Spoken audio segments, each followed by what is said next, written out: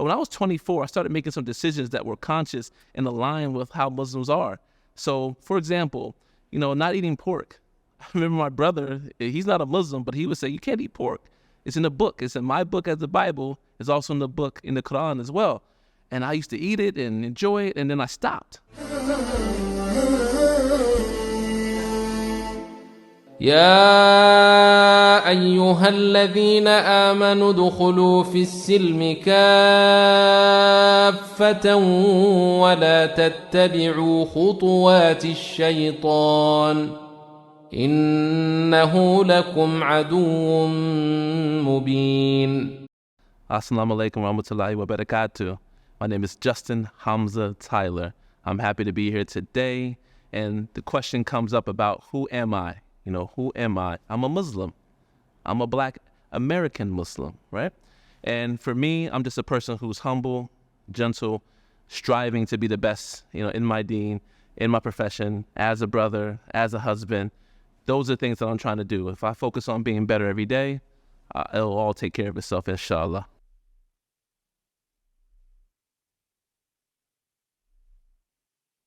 So where I grew up in the state of New Jersey, in the great country of the United States of America. So I was born in the 1980s. This was a great time to grow up. There was a lot going on in the U.S. from a cultural perspective and things like that. Coming to a humble family from North Carolina. Our family is a family of restaurateurs and also businessmen, and we come from humble beginnings. And a lot of our family moved up north for the jobs and opportunities, and my family was one of those families that moved up north. But that's where I was raised. Jersey is a part of my heart, part of my soul.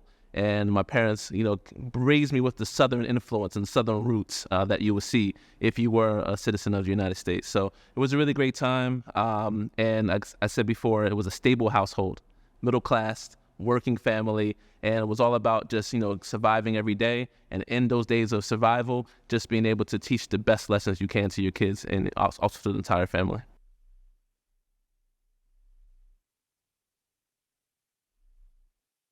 So in terms of converting to Islam, it was a long time in terms of my journey when I first knew about Islam all the way into conversion.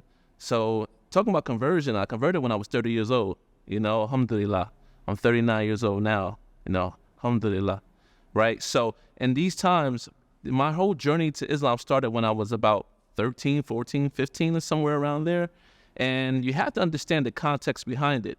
My family, part of them are Muslim, right? So we have Christians in our family, but we also have Muslims in our family as well. The second thing is my brother actually taught me a little bit about Islam when I was a kid. And so I looked up to my older brother. He's 8 years older than me. So everything he did, I wanted to do. He shook his hand to other people that way. I wanted to shake my hand that way. He dressed a certain way. I wanted to dress that way. He wore the same sneakers. I wanted to wear the same sneakers. So you got to understand that he also put some books in my hand and gave me some knowledge about the beautiful religion of Islam. The other thing is that Malcolm X was a huge influence when I grew up. No one was better than Malcolm X to me, like in terms of just someone I never met. He's someone I would love to sit down and eat dinner with now if he was alive. And so therefore, all these different factors have made me think and become more curious about Islam. But it wasn't an easy journey, guys. It wasn't at all, right? I thought about it a lot, and I was so close in other times to do it, but I just worried about my family. I worried about the life and the culture and just the upbringing that I would lose making this potential decision. I just worried about being by myself. I didn't know anyone else who would be a part of my journey other than me because I was so quiet and no one knew that I was making this journey alone. No one knew that I was struggling with this decision for so long. So I could have probably made this decision 10 years earlier, but it just wasn't that way, right? Allah's the best planner. So, it really became important when I was about 24. College, I did college people things, secular things, and that was where my life was going. I wasn't ready to commit, to what Islam was going to be able to put into my life. I wasn't ready for that time. But when I was 24, I started making some decisions that were conscious and aligned with how Muslims are. So, for example, not eating pork. I remember my brother, he's not a Muslim, but he would say, you can't eat pork. It's in the book. It's in my book as the Bible. It's also in the book in the Quran as well. And I used to eat it and enjoy it, and then I stopped. Before I was Muslim, I said, you know what? I got the knowledge. I'm not doing this anymore, right? I stopped going out. I stopped hanging out late. I started really just focusing on my life and like, what are my core principles? And I started reading the Quran. I started reading the Hadith. I started talking to other Muslims. It became very apparent that in these books, in these collection of books, I had my answers to a lot of the things in terms of how I should live my life. And so end of the day, at the age of 30, in February, right? I don't remember what year, 2013, 2014, don't remember what year, but I picked February because February is the month of love.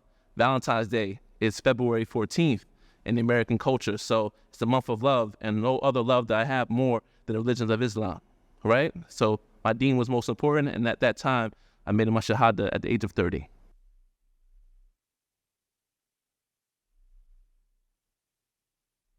My life was good. In terms of family and friends, and I have a good circle of people, always had a good circle of people. So my parents are not Muslim, right? My brother's not Muslim. My best friends are not Muslim, right? But I was raised correctly. I really do believe that my parents had really good core values that they gave to me. And so that wasn't really a problem at all. But in terms of just me making decisions and me having guidance in my life, that was the problem where I felt lost. There was no peace. When you don't have a compass in your life and you're making decisions on your permissive will, you're not making the best decisions, right? You need something above you that has more accountability, something that you submit to. And I wasn't submitting to anything but my own selfish will. And so I wasn't a bad person, but at the same time, my will was not the best will. Even though I had freedom to make my own decisions, I didn't have accountability to something higher than me. And so that was the issue, right? I was making some bad decisions. I felt guilty about some things. I wasn't really changing my life. I wasn't living by a code of honor, a code of respect, a code of just ethics. And so when I found Islam, that was the answer. And so I didn't have peace, and I lost myself a little bit. I was in the wilderness, in the figurative wilderness, right? But I came back to the masses, to where I needed to be. I reverted back to my natural place, because we're all born Muslim. But whether we submit or not submit, right? And whether we have iman or we don't have iman, right? That's the question. So I got my iman back, right? Found my deen, right? And I started living that when I took my shahada.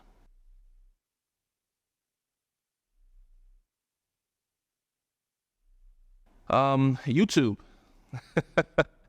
You wouldn't be thinking about YouTube, right, as a place to like look. But there'd be some like YouTube channels, like kids, like YouTube channels of Islam and how to pray and the tenets of Islam, the stories of the prophets, all these different things. It was YouTube. I mean, I took a long look at that and started really reading, because again, you got to recognize my journey was quiet.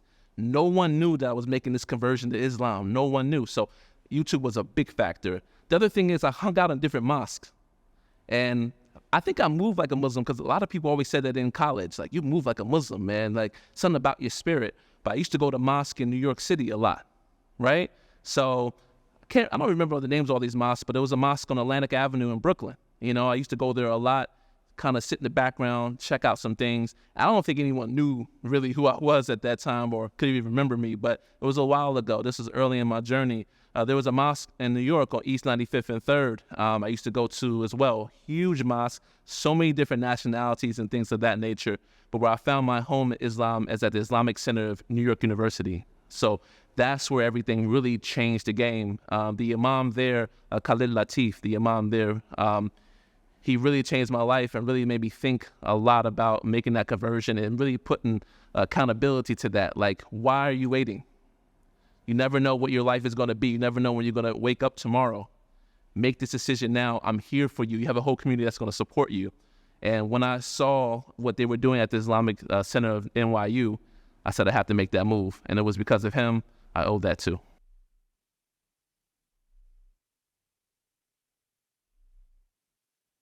You know, you would think that like people would just leave and say, you know what, I no longer associate myself with you. You're a Muslim now. I don't understand. I can't get with this new Justin and things like that.